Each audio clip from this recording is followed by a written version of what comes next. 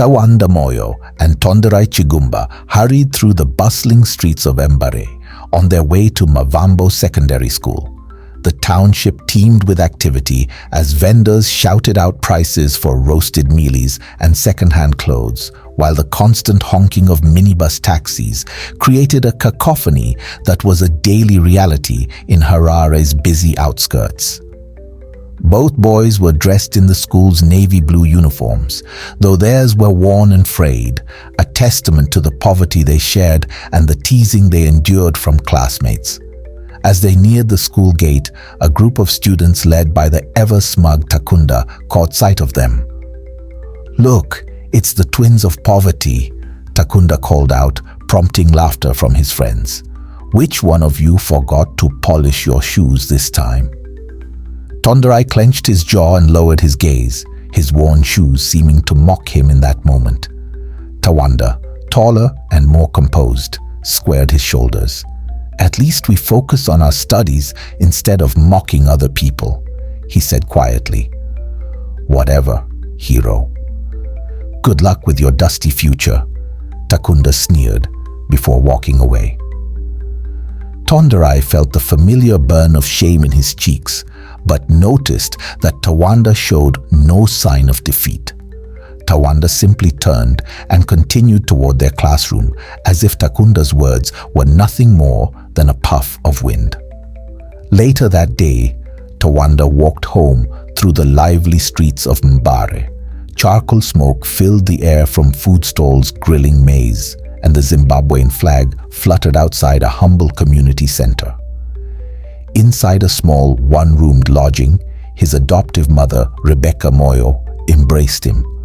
"Moro mwanangu," she said softly. "How was school?" "It was okay, Mai," Tawanda replied, forcing a smile. "We had extra lessons."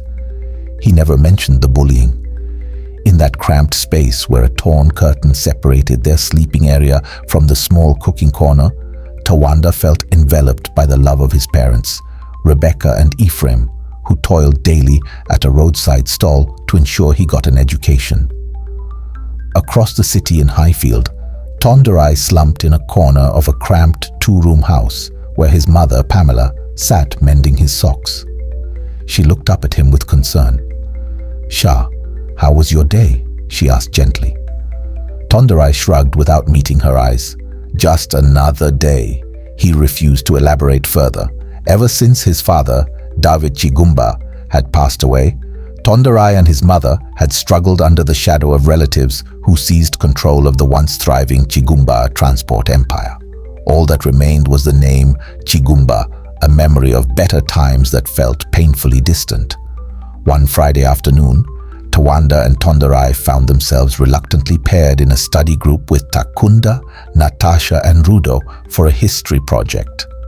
The small school library was stuffy and lined with dated textbooks.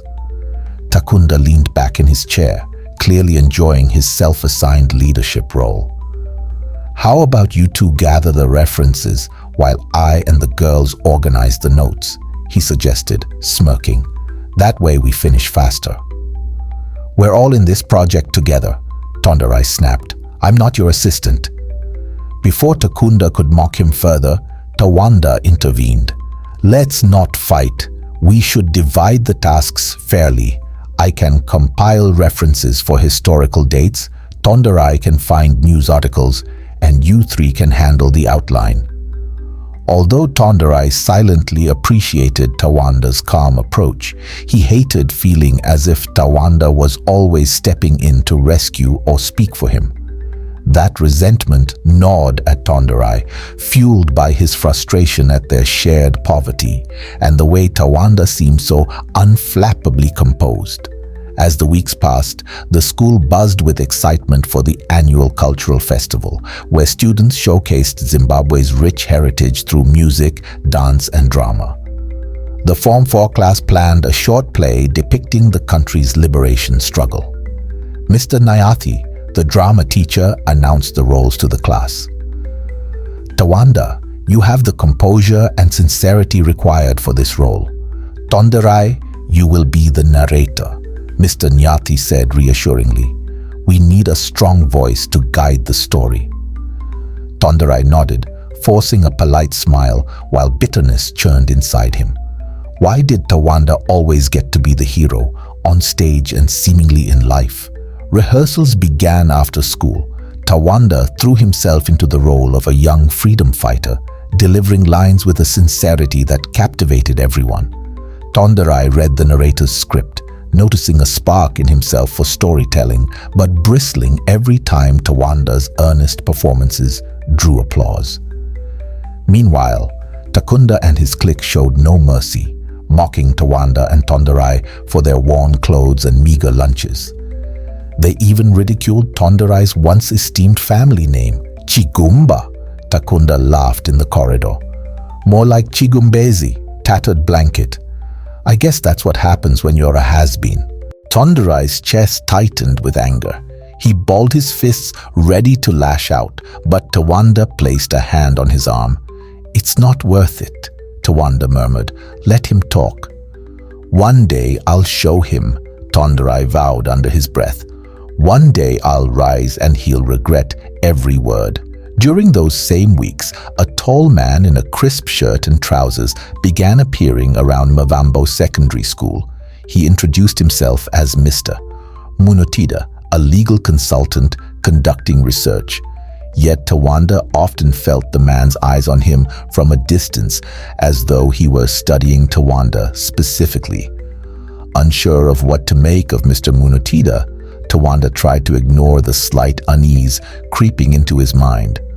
Late one evening, Tonderai answered the door to find Mr. Munotida standing under the flickering street lamp outside the small Highfield house. Pamela greeted the stranger nervously. He removed his hat and offered a respectful nod. I was a friend of your late husband, David Chigumba, he said, lowering his voice. I come with important information.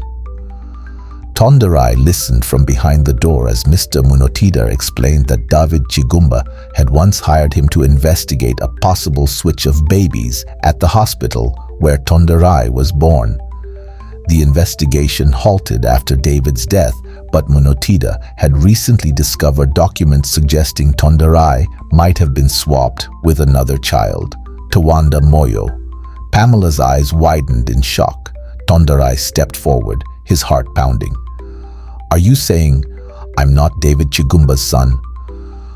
I'm saying there's a strong possibility you were swapped at birth, Mr. Munotida replied, and that Tawanda Moyo may be the real Chigumba heir. Tonderai's mind reeled, recalling all the times he envied Tawanda's effortless composure and serenity. Could it be that Tawanda was the true son of David Chigumba? The next day at school, Tonderai confronted Tawanda in the corridor. His eyes were bloodshot from a sleepless night. Did you know anything about a hospital swap, Tawanda? He demanded. Tawanda looked baffled. A hospital swap? No, what are you talking about? Munotida came to my house last night. He said we might have been switched at birth. He said you... Tonderai struggled to say it. That you might be David Chigumba's son. Tawanda's face went pale. But that's impossible, Tonde. My parents are... How sure are you? Tonderai interrupted. You always seem different. Maybe that's why you can stay so calm. Maybe deep down, you knew you were never really a Moyo. Tawanda stared at him, stunned. He had never questioned his parentage. The busy hallway was full of students heading to class, oblivious to the life-changing conversation unfolding nearby. At home, Tawanda hesitantly approached Rebecca about Mr. Munotida's claim. She turned white as she recalled a hazy hospital rumor. A nurse named Samantha had once mentioned confusion with another infant's chart, but it seemed resolved at the time. Ephraim Moyo confirmed he remembered something odd about that day, but never suspected it could be so serious. Both parents reassured Tawanda they loved him and always would, yet a mix of dread and curiosity took hold in Tawanda's heart. Mr. Munotida arranged DNA tests. Days crawled by, each overshadowed by the tension of waiting for the results. Takunda and his clique mocked both Tawanda and Tonderai mercilessly, calling it a fairy tale of two beggars fighting for imaginary riches.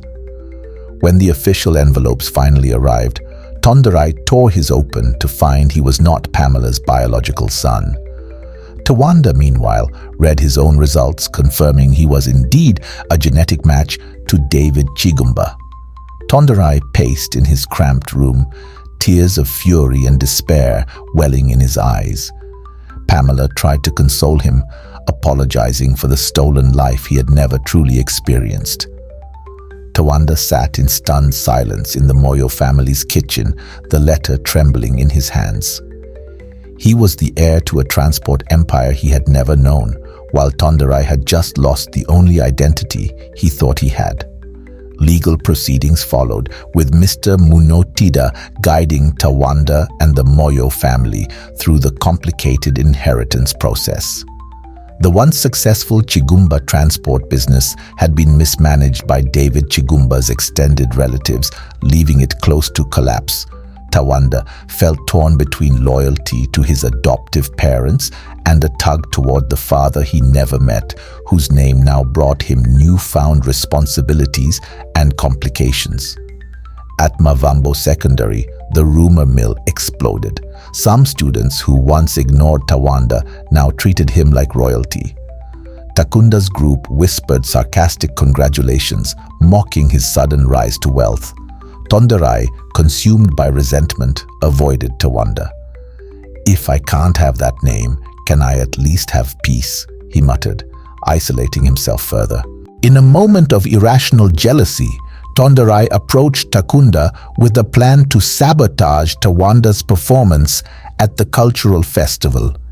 He hoped that humiliating Tawanda might ease the burning sense of injustice he felt. When the night of the festival arrived, the school hall was packed with parents, teachers, and community members. Bright lights illuminated the stage where Tawanda stood, about to deliver a moving speech in the final act of the liberation play. Mbira and marimba music set a solemn, stirring tone. Suddenly, overhead lights flickered and a heavy wooden prop crashed onto the stage. Tawanda dove aside in alarm, the audience screaming.